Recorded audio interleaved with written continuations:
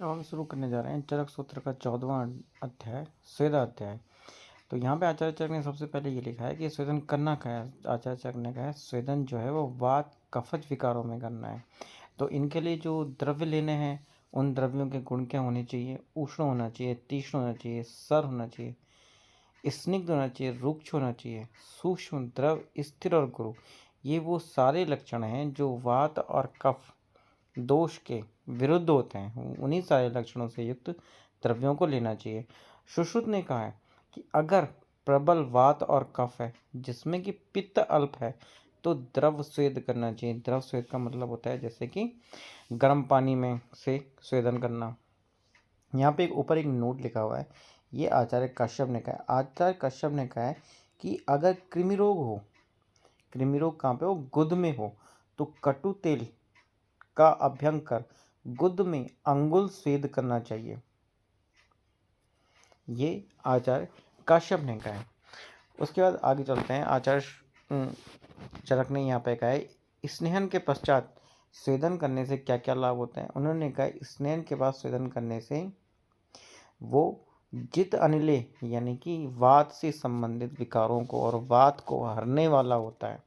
मूत्र हो, चाहे पुरुष हो और चाहे रेतश हो, ये अपनी जगह पर रुकते नहीं हैं। वात के द्वारा जिस मार्ग से इन्हें बाहर निकलना चाहिए ये वहाँ बाहर सरलता से निकल जाते हैं। यहाँ पे आचार्य चरक ने एक उपमा दी है। उन्होंने कहा है कि अगर शुष्क काष्ठ होता है उसका भी अगर स्नेहन और स्वेदन कर दिया जाए तो उसको नम्यति यथा नाम यानी कि अपने अनुसार उसको झुका सकते हैं, मोड़ सकते हैं। उसके बाद लिखते हैं किम पुनः जीवितो नरा, अगर ये कास्ट में किया जा सकता है तो जीवित मनुष्य में ऐसा क्यों नहीं किया जा सकता है। इसके आगे उन्होंने लिखा है कि सफल स्वेदन का आधार क्या होता है। एक चिकित्सक को रोग का, ऋतु का और व्याधि का इनका विचार कर ही स्वेदन करना चाहिए। अगर वो रोग का विचार कर, ऋतु का विचार कर, व्याधि का विचार कर स्वेदन करता है तो जो स्वेदन होता है वो सफल होता है। इसके बाद आचार्य चरक ने स्वेदन के 3 भेद बताए। 3 भेद कौन कौन से, एक महान है, मध्यम है और दुर्बल है। महान में उन्होंने कहा महान स्वेद कब करना चाहिए, जब व्यक्ति महाबल वाला हो यानी महाबलवान हो और अधिक शीत में। मध्यम कब करना चाहिए, मध्यम बल वाले में, मध्यम शीत में। दुर्बल वाला अल्प बल वाले व्यक्ति में और जब अल्प शीत हो ऐसे समय करना चाहिए। यहाँ पे ये इंपॉर्टेंट है कि स्वेदन के 3 भेद बताए हैं। उसके बाद यहाँ पे आचार्य चरक ने पुनः स्वेदन के 2 भेद बताए हैं। एक बताया स्निग्ध और दूसरा बताया रुक्ष। स्निग्ध वाला जो होगा वो वात विकारों में, वात स्वयं में रुक्ष गुण रखती है, और जो रुक्ष वाला होता है वो कफज विकारों में, कफज स्वयं में स्निग्ध गुण को रखता है। उन्होंने कहा अगर दोनों का मिला जुला है, स्निग्ध रुच है, तो वो वात कफज ऐसे जहाँ पे वात और कफ दोनों एक साथ प्रकोपित है वहाँ पे स्निग्ध रुक्ष स्वेद करना चाहिए। उन्होंने उसके बाद आचार्य चरक ने कहा कि स्वेदन करने में सबसे पहले जो स्थानगत दोष है उसकी चिकित्सा करनी चाहिए। फिर वहाँ पे जो अन्य स्थान से दोष आ गया है यानी कि अतिथि है वहाँ पे चिकित्सा, उसकी चिकित्सा करनी चाहिए। जैसे आमाशयगत वात है तो आमाशय जो एक्चुअल में स्थान है वो कफ का है, तो पहले क्या है कफ की चिकित्सा की जाएगी। कफ की चिकित्सा करने के लिए हमने बताया था कि वहाँ पे रुक्ष स्वेद करते हैं। यहाँ पे देखिए कफ में लिखा है फॉर कफ रुक्ष स्वेद, तो पहले रुक्ष स्वेद करेंगे फिर वात की चिकित्सा करेंगे। यानी कि जो स्निग्ध रुक्ष का क्रम है वो कैसे होगा, आमाशयगत अगर वात है तो पहले रुक्ष स्वेद, उसके बाद वात है तो स्निग्ध स्वेद करेंगे। पक्वाशयगत कफ है तो पक्वाशय और जो कटी स्थान होता है वो वायु का होता है, तो सबसे पहले वायु के लिए स्निग्ध स्वेद करेंगे। फिर वहाँ पे जो आगंतुज है कफ उसके लिए हम रुक्ष स्वेद करेंगे। इसके बाद आचार्य चरक ने स्थान अनुसार स्वेद बताया। उन्होंने बताया कि अगर वृषण है, हृदय है और दृष्टि है तो वहाँ पे स्वेदन नहीं करना है। अगर स्वेदन करना ही पड़े तो बहुत ही मृदु स्वेद करना है। उन्होंने कहा अगर वक्षण है तो वहाँ पे मध्यम स्वेद करना है, और अगर उसके अलावा जितने बचे हुए अंग हैं वहाँ पे आवश्यकता अनुसार यानी कि जैसा व्याधि हो, रोगी का बल हो या स्थान हो उसके अनुसार ही स्वेद करना है। अष्टांग हृदय ने कहा कि दृष्टि है, मूषक है और हृदय है, यहाँ पे स्वेदन निषेध है या अल्प स्वेदन करना है। वृक्षण में भी उन्होंने अल्प स्वेद करने के लिए ही बताया, मध्यम नहीं है, अल्प है। उसके बाद काश्यप ने कहा वृषण है, हृदय है, दृष्टि है, यहाँ पे स्वेदन निषेध है या अल्प स्वेद करेंगे। अब ध्यान दीजिए, उन्होंने वृक्षण के साथ साथ सेफ बताया, सेफ कहते हैं लिंग को या पेनिस को, और संधि यानी वक्षण के साथ क्या है, सेप है और संधि, इन दोनों में मध्यम स्वेद करने के लिए आचार्य काश्यप ने लिखा है। इसका आचार्य चरक ने सम्यक स्वेदन के लक्षण देते हुए लिखा हुआ है कि शीत सूल व्यूह पर में, यानी कि शीत का हरण करने वाला, शूल का हरण करने वाला होता है। स्तंभ गौरव निग्रह, यानी कि शरीर की स्तब्धता को, शरीर की गुरुता को हरने वाला होता है। संजात मार्दवे, ऐसा स्थान जो कठिन हो गए हैं उनको मृदु करने वाला जो होता है वो स्वेद होता है।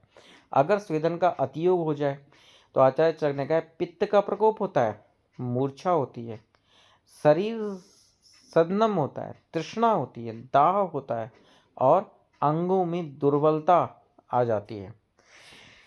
सुश्रुत और वाग्भट ने कहा है कि अगर स्वेदन का अतियोग होगा तो रक्त और पित्त दोनों का प्रकोप होगा, जबकि आचार्य चरक ने क्या कहा, आचार्य चरक ने केवल और केवल पित्त का प्रकोप माना है। इसके अतिरिक्त सुश्रुत ने कहा है कि यहाँ पे संधि पीड़ा होगी और स्फोट उत्पन्न होगा, जबकि वाग्भट ने संधि पीड़ा तो माना ही माना, उसके साथ उन्होंने ज्वर माना है। शाव रक्त मंडल दर्शन, शाव रक्त मंडल दर्शन का मतलब होता है ऐसा रक्त निकलना जो शाव रंग का हो और उस स्थान जहाँ पे स्वेदन किया गया हो उसके वहाँ पे मंडल की उत्पत्ति हो जाती है उस रक्त से, इसको शाव रक्त मंडल दर्शनम।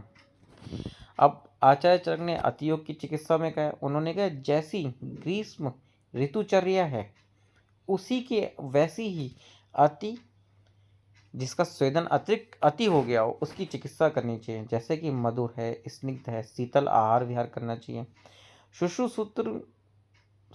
चरक ने सूत्र स्थान 22 में कहा है कि स्तंभन करना चाहिए, स्वेदन के अतियोग की चिकित्सा में स्तंभन करने को कहा।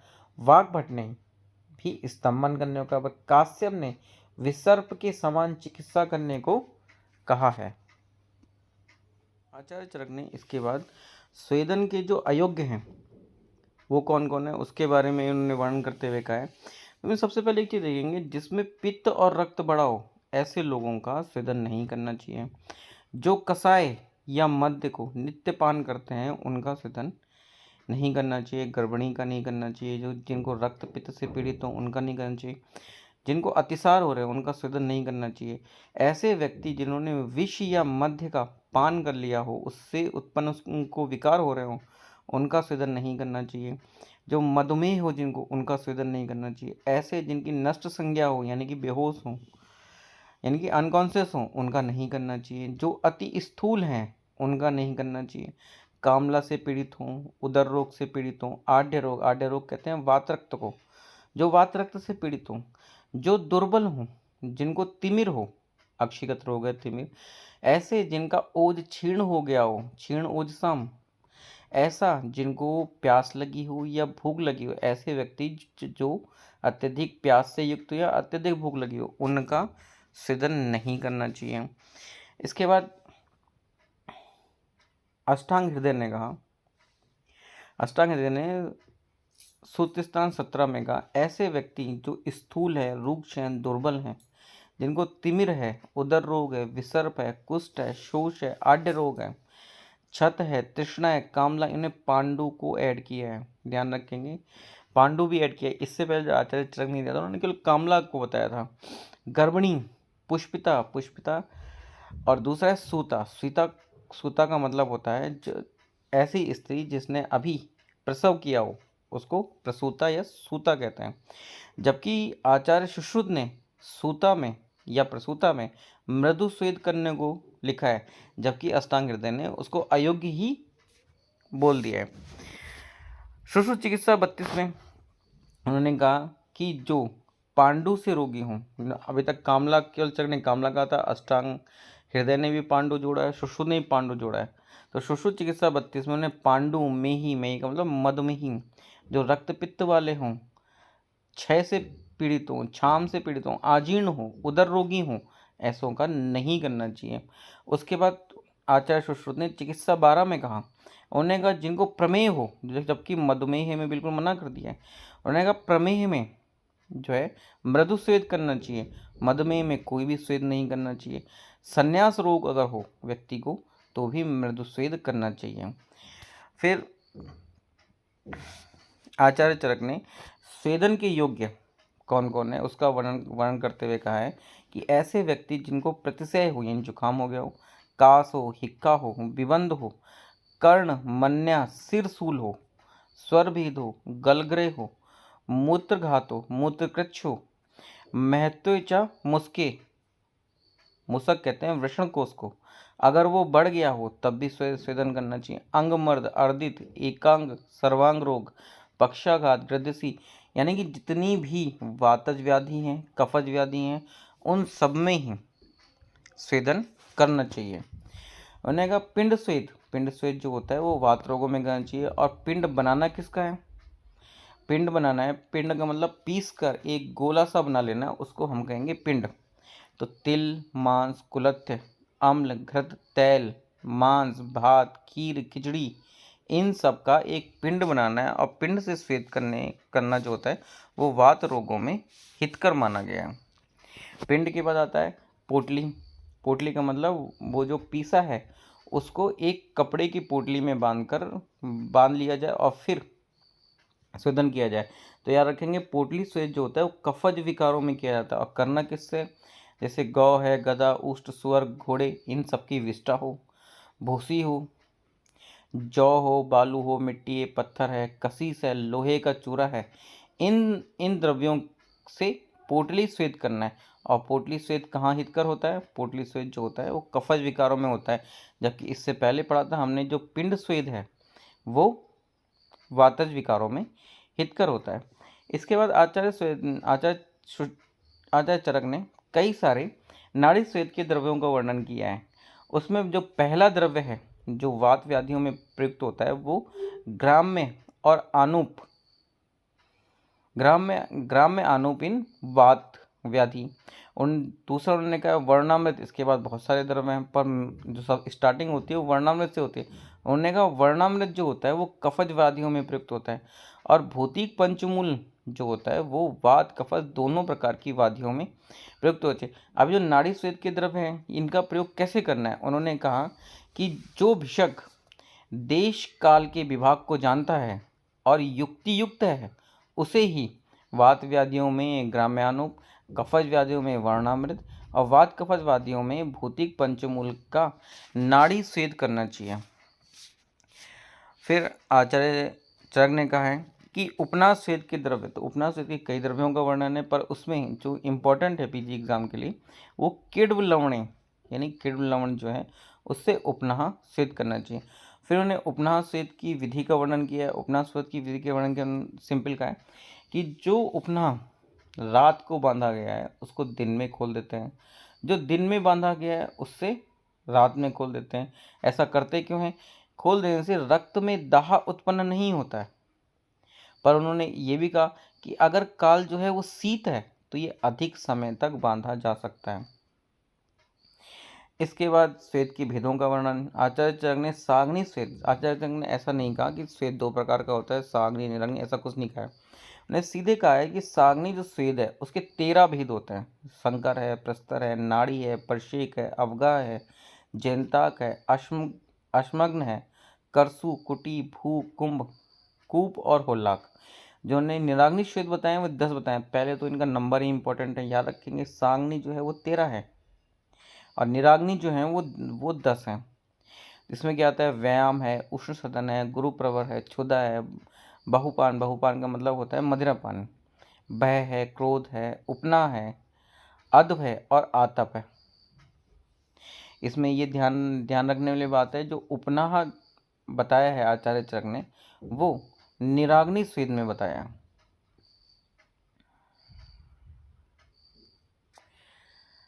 आगे देखेंगे आचार्य सुश्रुत ने, आचार्य वाग्भट ने, शांगधर ने जो स्वेदन बताया है वो 4 टाइप का बताया है। उन्हें कौन कौन से बताया? ताप बताया, उष्ण बताया, उपनाह बताया और द्रव्य स्वेद बताया। द्रव्य स्वेद हमने इससे पहले ही बताया था कि अगर वात पित्त के साथ वात कफ के साथ पित्त का संसर्ग हो तो द्रव्य स्वेद करते हैं। उन्होंने कहा उष्ण और जो ताप स्वेद है वो कफ शामक होता है, याद रखने का तरीका कफस्ताऊ। उपनाह जो होता है वो वात शामक होता है, याद करेंगे वातज उपनाह। उसके बाद सुश्रुत ने कहा कि उपयुक्त जो चतुर्विध स्वेद है फिर से वो 2 प्रकार का होता है। एक वो जो संपूर्ण देह में करा जाए उसे हम सर्वांग कहेंगे, जो देह अवयव यानी कि किसी विशेष अंग में करा जाए उसको हम एकांग स्वेद कहेंगे। उसके बाद उन्होंने कहा जो निराग्नि स्वेद होता है, निराग्नि स्वेद जो होता है कफ मेदान्वितो वायु, अगर जो वायु है वो कफ और मेद से आवृत है तो आचार्य सुश्रुत ने निराग्नि स्वेद करने को कहा है। कौन कौन से होते हैं? निर्वात है, आतप है, गुरुप्रवण है, नियुद्ध है, अध्व है। नियुद्ध का मतलब होता है कुश्ती कुश्ती करना, अध्व का मतलब है चलना, व्यायाम है, भार है और हरण है। ये इन्होंने जो है वो निराग्नि स्वेद में बताया। फिर आचार्य सुश्रुत ने कहा ऐसी कौन कौन सी चीज़ें हैं जिनके पूर्व में स्वेद करना चाहिए, ऐसी कौन सी हैं जिनके पश्चात में करना चाहिए। तो उन्होंने कहा पूर्व में स्वेद किस किस का करना चाहिए, यानी कि स्वेद करने के बाद ही नश्य कराना है, बस्ती कराना है और जो शोधन के योग्य हों यानी जिनका वमन विरेचन कराना हो उनसे पहले स्वेदन कराना है। पश्चात स्वेद यानी कि वो कर्म करने के पश्चात, जैसे सम्यक प्रजाता शल्य निकालने के पश्चात और उपद्रव रहित मूढ़ गर्भ में। यानी कौन कौन है? एक तो सम्यक प्रजाता यानी कि जिसने अभी अभी बच्चे को जन्म दिया हो, ऐसे को जन्म देने के पश्चात स्वेदन करना चाहिए। जबकि वाग्भट ने क्या कहा? वाग्भट ने कहा जो सूतिका है, सूतिका भी सम्यक प्रजाता को ही बोलते हैं, सूतिका जो होता है उसमें स्वेदन का निषेध किया है। ध्यान रखेंगे सुश्रुत ने इसमें पश्चात स्वेद करने को कहा है, पर वाग्भट ने मना कर दिया है स्वेदन करने के लिए, स्वेदन नहीं करना चाहिए। उसके बाद सुश्रुत ने कहा कि शल्य निकालने के पश्चात, यानी कोई भी शल्य अगर शरीर में प्रविष्ट कर गया हो तो उसको निकालने के पश्चात स्वेदन करना चाहिए। फिर उपद्रव रहित मूढ़ गर्भ, उपद्रव रहित मूढ़ गर्भ है उसको बाहर निकाला, उसके पश्चात स्वेदन करना चाहिए। अब एक ऐसी कंडीशन है जिसमें पहले भी स्वेदन करना है और बाद में भी स्वेदन करना है। ये बहुत इंपॉर्टेंट है कि पूर्व और पश्चात स्वेदन किस में करना चाहिए? अर्श में करना चाहिए, अस्मरी में करना चाहिए, भगंदर में करना चाहिए। यानी अर्श की चिकित्सा करने से पूर्व भी स्वेदन करना चाहिए और चिकित्सा करने के पश्चात भी स्वेदन करना चाहिए। अस्मरी की चिकित्सा से पहले भी स्वेदन करना चाहिए और अस्मरी की चिकित्सा के पश्चात भी करना चाहिए। भगंदर की चिकित्सा से पहले भी स्वेदन करना चाहिए और भगंदर की चिकित्सा के पश्चात भी स्वेदन करना चाहिए। अष्टांग संग्रह ने कहा कि जो स्वेदन होता है वो 4 प्रकार का होता है, वही जो सुश्रुत ने बताया था, ताप है, उष्ण है, उपनाह है और द्रव्य स्वेद है। उन्होंने फिर कहा जो द्रव्य स्वेद होता है इसमें वो 2 प्रकार का होता है, एक होता है परिषेक और दूसरा होता है अवगाह। अवगाह का मतलब होता है टब्बात और परिषेक का मतलब होता है फव्वारे से पानी किसी अंग विशेष या संपूर्ण से इस पर डालना। उष्ण स्वेद जो होता है वो उन्होंने 8 प्रकार का बताया, पिंड है, शस्त्र है, नाड़ी है, घनाश्म है, कुंभी है, कूप है, कुटी है और जंताक है। उन्होंने कहा जो निराग्नि स्वेद होता है वो उन्होंने सुश्रुत की तरह कहा कि जब वायु और मेद कफ से आवृत हो जाए तो निराग्नि स्वेद करना चाहिए। और कौन कौन सा बताया है? जैसे निवात बताया, सदन बताया, गुरुप्रवण बताया, मुहुर्मुहुर मद्यपान बताया, व्यायाम बताया, क्षुधा, आतप, नियुद्ध, अध्व, भारहरण, अमश और भय।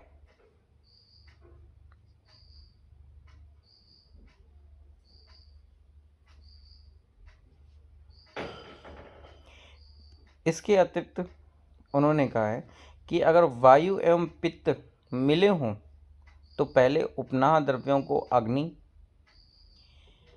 में बिना गर्म किए बांधना चाहिए। अगर वायु जैसे पित्त है तो अग्नि का संयोग नहीं करना चाहिए, पर जो उपनाह के द्रव्य हैं उस स्थान पर बिना अग्नि के संयोग के बांधने चाहिए। यानी इन्होंने क्या कह दिया कि जो उपनाह होता है वो 2 प्रकार का होता है, एक साग्नि और दूसरा निराग्नि। अष्टांग हृदय ने कहा स्वेदन जो होता है पुनः 4 प्रकार का होता है, ताप है, ऊष्म है, उपना है, स्वेद और द्रव है। जो उपना स्वेद है,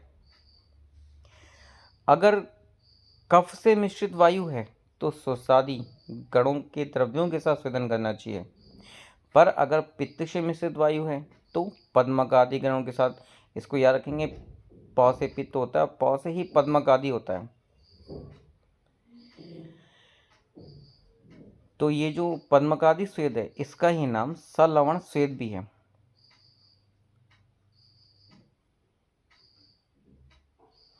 फिर आचार्य वाग्भट ने कहा कि स्निग्ध, उष्णवीर, मृदु और दुर्गंध रहित चमड़ से उपनाह द्रव्यों को बांधना चाहिए। जो चर्मपट्ट होता है उसके अभाव में एरंड आदि वातनाशक द्रव्यों से उसको बांधना चाहिए, यानी कि एरंड आदि के जो पत्र है उसके उसके पत्र में वो द्रव्य रखकर उपनाह को बांधना चाहिए। उन्होंने वही बात कही जो आचार्य चरक ने कही है कि रात्रि में बांधे हुए उपनाह को दिन में और दिन में बांधे हुए उपनाह को रात्रि में खोल देना चाहिए। अष्टांग हृदय ने उपनाह को साग्नि और निराग्नि दोनों में रखा है। जब अष्टांग हृदय ने ये कह दिया तो चक्रपाणि ने टीका करते हुए कहा कि उपनाह जो होता है वो दो प्रकार का होता है। एक उपनाह जो होता है वो साग्नि होता है, यानी कि गर्म द्रव्यों के साथ जो होता है उपनाह बांधा जाता है, और एक होता है निराग्नि, यानी कि अग्नि के संयोग के बिना उपनाह को बांधा जाता है। फिर हरित ने कहा कि जो स्वेद होता है वो 7 प्रकार का होता है। सप्तविध स्वेद उन्होंने कहा है। कौन कौन सा होता है? बालुका स्वेद, फल स्वेद, लोष्ट स्वेद, घटित स्वेद, वाष्प स्वेद, जल स्वेद, अग्नि ज्वाला स्वेद। याद ये रखना है, नंबर इंपॉर्टेंट है कि हरित ने 7 प्रकार का स्वेद बताया है। हरित ने ज्वर प्रकरण में, फिर उन्होंने कहा जब ज्वर प्रकरण है तो 13 प्रकार के स्वेदों का उल्लेख किया है। भेल ने 8 प्रकार का स्वेद बताया, अष्टविध स्वेद बताया। संकर है, प्रस्तर है, नाड़ी है, सेक है, द्रोणी है, जलकुटी और उद्कोष्ठ। काश्यप ने भी 8 प्रकार का स्वेद बताया। काश्यप ने अष्टविध स्वेद बताया, संकर है, प्रस्तर है, नाड़ी है, प्रक्षेप है, अवगा है, प्रदि है, उपना है और हस्तस्वेद है। हस्तस्वेद का वर्णन ध्यान रखेंगे किसने करा है? काश्यप ने करा है। इसके साथ ही नंबर इंपॉर्टेंट है, भेल ने भी 8 बताए, काश्यप ने भी 8 बताया, पर हरित ने 7 प्रकार का स्वेद बताया। इससे पहले हम चरक की बात, सुश्रुत की बात करें। सुश्रुत और वाग्भट ने बताया जो स्वेदन है वो 4 प्रकार का बताया है। जब काश्यप ने इसका वर्णन किया तो उन्होंने कहा जब तक बालक 4 मास का ना हो जाए तब तक उसको हस्तस्वेद देना चाहिए। हस्तस्वेद कैसे? हथेलियों को आपस में रगड़कर उसको स्वेद देना चाहिए। उन्होंने कहा उत्पन्न हुए बालक के 4 मास तक प्रमाद रहित का मतलब सावधानी से हस्तस्वेद करना चाहिए। फिर आचार्य काश्यप ने आगे कहा है कि जो कृश एवं मध्यम वय वाले बालक होते हैं उनको अवस्थिक स्वेद करना चाहिए। अवस्थिक का स्वेद का मतलब होता है स्थानगत स्वेद करना चाहिए। उन्होंने फिर पट्ट स्वेद के बारे में लिखा है। पट्ट स्वेद यानी कपड़े वगैरह से, जैसे आज भी गांव में करते हैं कि तवे पे कपड़ा गरम गरम करके जब वो हल्का गर्म हो जाता है तब उससे स्वेद किया जाता है। उन्होंने कहा 6 वर्ष के पश्चात अगर शोधन कराया गया है और तब सूल उत्पन्न होता है तो पट्ट स्वेद करना चाहिए। पट स्वेद करना कैसे? अगर वातिज विकार है तो स्निग्ध स्वेद देना है, वही वाला कॉन्सेप्ट है। कफज हैं जो रुक्ष स्वेद देना, वात कफज हैं तो साधारण, यहाँ पे उन्होंने साधारण लिख दिया है, जबकि आचार्य चरक ने स्निग्ध रुक्ष स्वेद लिखा था। उसके बाद आचार्य काश्यप ने वर्णन किया कि वृषण है, हृदय है और चक्षु है, यहाँ पे स्वेदन निषेध या मृदु स्वेद करना चाहिए। सेप में, वक्षण में, संधियों में मध्यम स्वेद करना चाहिए। स्वेदन में जब राग व्रण विसंज्ञा हो जाने पर हो जाए तो उसे कृच्छ साध्य जानना चाहिए। यानी कि स्वेदन करते समय अगर जो रोगी है वो राग से पीड़ित हो जाए, राग से पीड़ित का मतलब प्रलाप करने लगे, व्रण हो जाए उसे, और विसंज्ञा यानी कि बेहोश होने लगे, तो उसे कृच्छ साध्य समझना चाहिए। सुखपूर्वक स्वेदन कराने के लिए मुख में कपूर का चूर्ण धारण कर खांड युक्त अम्लवेतस, अम्ल रस वाले फल और शर्करा युक्त मृदका का धारण करना चाहिए। ऐसा आचार्य काश्यप ने कहा है। आचार्य कश्यप ने कहा है अति शून्य की जो चिकित्सा है वो विसर्प व्रत करनी चाहिए। फिर उन्होंने यहाँ पे प्रदेह स्वेद का वर्णन किया है कि अगर गल, कर्ण, सिर, मन्या, कर्ण, अक्षि, चिबुक, उरु, अभिसंधि रोग के कारण शरीर में सोत हो जाने पर प्रदेह स्वेद करना चाहिए। जैसे प्रदेह लगाते हैं तो वो थोड़ा सा गरम या गुनगुना लगाना है जिससे स्वेदन भी हो जाए। इसके बाद आचार्य चरक ने नाड़ी स्वेद का वर्णन किया है। उन्होंने नाड़ी स्वेद के लिए सबसे पहले निर्वाण द्रव्यों में सरेश का मटका होता है, वंशदल होता है, क्रंजपत्र होता है, कांजी, नमक, तेल, अर्कपत्र, इनका वर्णन किया। फिर उन्होंने जो नाड़ी यंत्र में जो नाड़िका लगी हुई है उसकी आकृति के लिए बताया है कि गज अग्रहस्त संस्थानम। गज अग्रहस्त का मतलब होता है हाथी की सूंड। ये डायग्राम में भी बना हुआ है, इस तरह का होता है, यानी कि पीछे जो भाग जो शरीर से जुड़ा हुआ होता है वो उसकी जो पढ़ना होता है वो ज़्यादा होता है और जो उसका अग्रभाग होता है उसका पढ़ना कम होता है। इसकी टोटल लंबाई जो उन्होंने बताई है एक व्यायाम या अर्ध व्यायाम बताई है। एक व्यायाम होता है 3.5 हाथ के बराबर, 3.5 हाथ के बराबर, और अर्ध व्यायाम इसका आधा हो जाएगा, 1 से 3/4 हाथ के बराबर होगा। ऑप्शन अगर आते हैं इस प्रकार के कि जो नाड़िका होती है नाड़ी स्वेद में उसकी लंबाई कितनी है, एक व्यायाम होती है, अर्ध व्यायाम होती है, तो आंसर हमेशा बोथ होता है। ठीक है।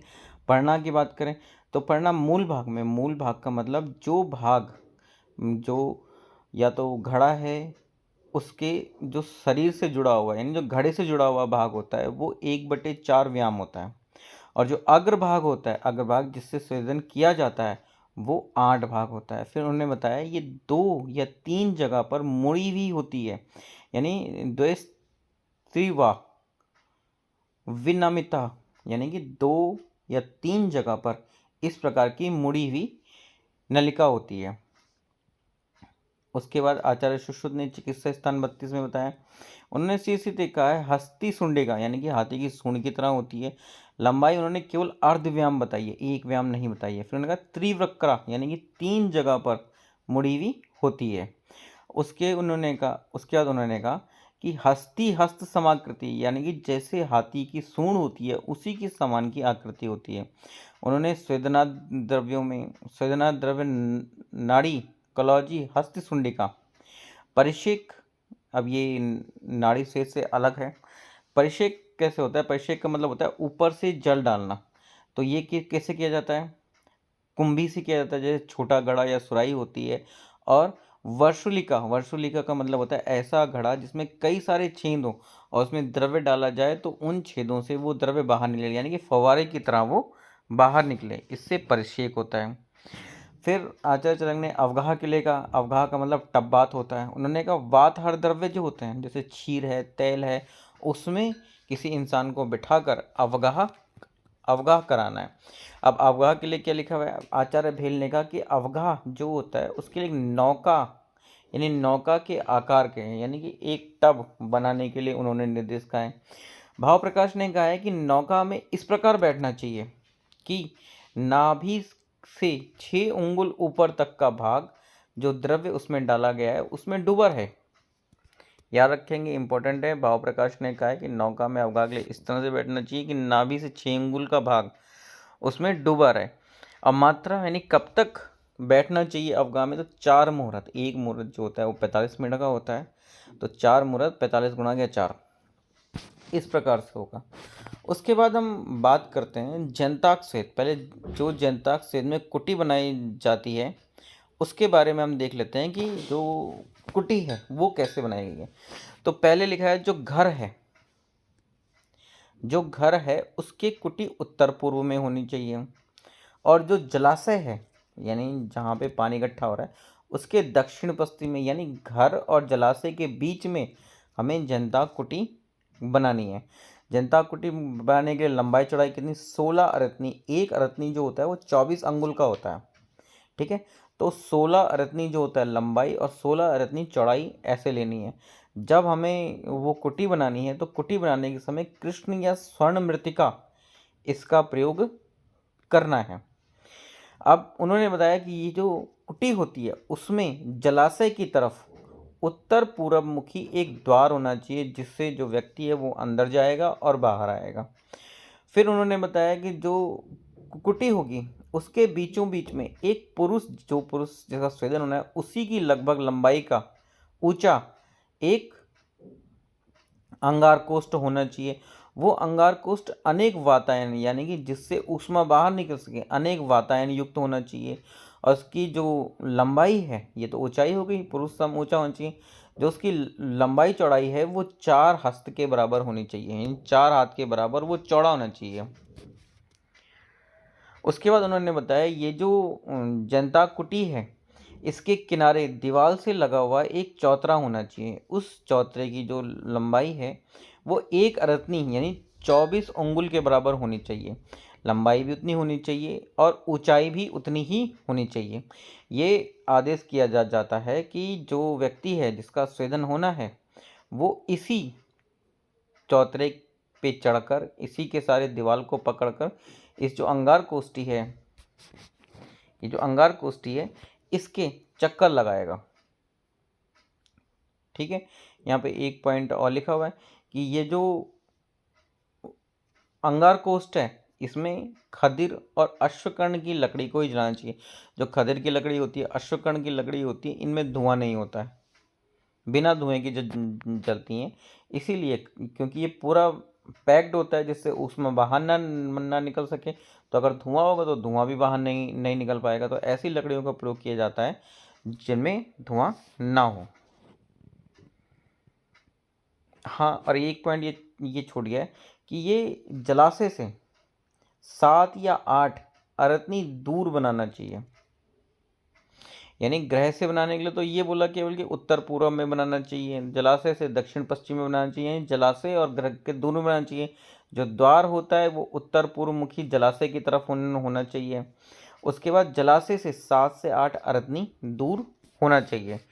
इतना डिसाइड करने के बाद उन्होंने कहा है कि 16 अरत्नी लंबाई होगी और 16 अरत्नी ही ऊंचाई होगी। यानी कि जो लंबाई चौड़ाई है वो 16 अरत्नी है और जो ऊंचाई है वो भी 16 अरत्नी है। ऐसा जो जनता कुटीर बनाने को कहा। अब इसकी हम थ्योरी देख लेते हैं। थ्योरी में लिखा है, सबसे पहला पॉइंट तो यह है कि जो जनता श्वेत है वो हेमंत ऋतु में करना चाहिए। फिर लिखा है कि जो जनता श्वेत करने के लिए कुटी बनानी चाहिए, उसमें कृष्ण मधुर मृतिके, स्वर्ण मृतिके, यानी कि जो कृष्ण मधुर मृतिका है या स्वर्ण मिट्टी है उससे ही लेप कर बनाना चाहिए। वास स्थान यानी घर से पूर्व उत्तर में और जलाशय से दक्षिण पश्चिम तट पर बनानी चाहिए। जलाशय से 7 से 8 अरत्नी हटकर उत्तर पूर्व मुख वाला यानी मुख्य द्वार होना चाहिए। ऊंचाई और चौड़ाई 16 अरत्नी होनी चाहिए। एक अरत्नी 24 अंगुल की है। अनेक वातायन युक्त जो होना चाहिए, उसमें अंगारकोष्ठ होना चाहिए। 1 अरत्नी ऊंचाई और चौड़ाई वाला उसमें चौतरा होना चाहिए। जो कोटागार होता है उसके मध्य में 4 हस्त लंबाई तथा पुरुष सम ऊंचा अनेक छिद्र युक्त अंगारकोष्ठ होना चाहिए। उसमें खदिर अश्वकर्ण की वातग्न लकड़ियों को डालकर अग्नि लगा देते हैं। फिर उन्होंने कहा है कि यदि संताप और तृष्णा के कारण अगर व्यक्ति ने चौतरा छोड़ दिया तो उसकी मृत्यु हो जाती है। ऐसा उसको निर्देश किया जाता है कि आप जा रहे हो तो इस चौतरे पे ही चलते हुए दीवार के सहारे आप पूरा चक्कर लगाओगे। पर यदि संताप और तृष्णा के कारण अगर चौतरा छोड़ दिया गया तो उस व्यक्ति की मृत्यु हो जाती है। ठीक है, और वहाँ से जो जनता कुटी है वहाँ से निकलकर नेत्रों की रक्षा के लिए शीतल जल से स्नान नहीं करना चाहिए। तो करना क्या है, एक मुहूर्त यानी 45 मिनट के बाद हल्के गर्म जल यानी गुनगुने जल से स्नान करना है। उसके बाद जो होता है वो उष्ण भोजन, सुकोष्ण भोजन करना है। फिर आचार्य चक्र ने कहा है जो रुक्षतम स्वेद होता है वो कुटी स्वेद होता है। उसमें इन्होंने क्लियर कट कहा है कि वृत्ताकार होता है यानी गोल होता है। आलोचनम यानी कि किसी भी तरह की खिड़की उसमें नहीं होती है, एक भी खिड़की या झरोका उसमें नहीं होता है। उसके बाद अश्मग्न स्वेद का वर्णन होता है। तो अश्मग्न स्वेद का वर्णन होता है जो जो पुरुष सम लंबाई की शिला होती है उस पर वातग्न द्रव्यों का लेप कर, उष्ण वातग्न द्रव्यों का लेप कर उसके ऊपर शयन किया जाता है। फिर आता है कुंभिक स्वेद। कुंभिक स्वेद जो जो होता है वो उसके बारे में क्या है, अर्धभाग, त्रिभाग व सैन्य तत्व, सैन्य स्थान के आधे हिस्से में या 1/3 हिस्से में कुंभिक स्वेद के लिए स्थान बनाया जाता है। फिर कूप स्वेद आता है। कूप सैन्य विस्तार, सैन्य विस्तार का मतलब जितना बिस्तर होता है यानी उसका द्विगुणम चेपी वेतम, यानी कि 2 गुना गहराई वाला गड्ढा बनाना चाहिए, उससे कूप स्वेद करते हैं। सुश्रुत ने जो कर्षु स्वेद और कूप स्वेद का वर्णन नहीं किया है, पर इसका अंतर्भाव उन्होंने भू स्वेद किया है, यानी कि भूमि को गर्म करवाया जाने वाला स्वेद में उसमें वर्णन किया है। अष्टांग संग्रह ने कर्षु स्वेद जो होता है उसका अंतर्भाव कूप स्वेद में किया है। संकर स्वेद को पिंड स्वेद भी कहा जाता है। इसके बाद आचार्य चरक ने 10 निराग्नि स्वेदों का वर्णन किया है। तो इससे पहले हम पढ़ चुके हैं, उन्होंने 13 साग्नि और 10 निराग्नि स्वेदों का वर्णन किया। ये नंबर इंपॉर्टेंट है कि 13 साग्नि स्वेद होते हैं, 10 निराग्नि स्वेद होते हैं। कौन कौन से हैं? व्यायाम है, उष्ण सदन है, गुरुप्रवण है, क्षुधा है, बहुपान है, भय है, क्रोध है, उपनाह है, आवह है और आतप है। आचार्य चक्रपाणि ने उपनाह जो होता है वो 2 प्रकार का बताया, ये हम पहले ही बात कर चुके हैं। एक साग्नि बताया है और दूसरा निराग्नि बताया है। उसके बाद आचार्य चरक ने त्रिविध द्वंद्वों का वर्णन किया है या षड स्वेदों का वर्णन किया है। ये टर्म इंपॉर्टेंट है, षड स्वेद और त्रिविध द्वंद्व। ये कहाँ पे वर्णित है? स्वेदन के त्रिविध द्वंद्व जो हैं ये आचार्य चरक ने वर्णन किए हैं, स्वेदाध्याय में वर्णन किए हैं। अरक जो चरक सूत्र का 14वां चैप्टर है उसमें वर्णन किए हैं। तो द्वंद्व कौन से? साग्नि, निराग्नि, एकांग, सर्वांग और स्निग्ध रुक्ष। इस प्रकार के 2-2 जोड़े बताए हैं, 3 के टोटली 6 हो गए। स्वेदन का निषेध व्यायाम में किया। अब एक नोट है, उस नोट को ध्यान रखेंगे। नोट क्या है? एक बित्ता जो होता है वो 12 अंगुल के बराबर होता है। एक अरतनी जो होती है वो 24 अंगुल के बराबर होती है। एक हस्त जो होता है वो 46 सेंटीमीटर के बराबर होता है। और एक जो राजहस्त होता है वो 1 सही 1/4 हस्त के बराबर होता है। ये फिर से आ गया जो बहुत इंपॉर्टेंट है, इसलिए बार बार लिखा हुआ है। तो सुश्रुत ने जो निराग्नि स्वेद करने को लिखा है वो कफ मेदान्वित वायु, यानी कि वायु जो है वो कफ और मेद से आवृत होती है, तब निराग्नि स्वेद को कहा है। नोट में आगे देखिए, भाव प्रकाश ने कहा है कि जो मधु होता है वो सर्वश्रेष्ठ कषाय है, जबकि आचार्य चरक ने हरितकी को कहा है, हरितकी को तुवरा परम लिखा हुआ है। सुश्रुत ने सुपारी और फालसा इन 2 फलों को सर्वश्रेष्ठ कषाय का है। सर्वश्रेष्ठ आम्ल द्रव्यों में आचार्य चरक ने मध्य का वर्णन किया है, जबकि भाव प्रकाश ने नींबू का वर्णन किया। इसी के साथ ही चैप्टर समाप्त होता है।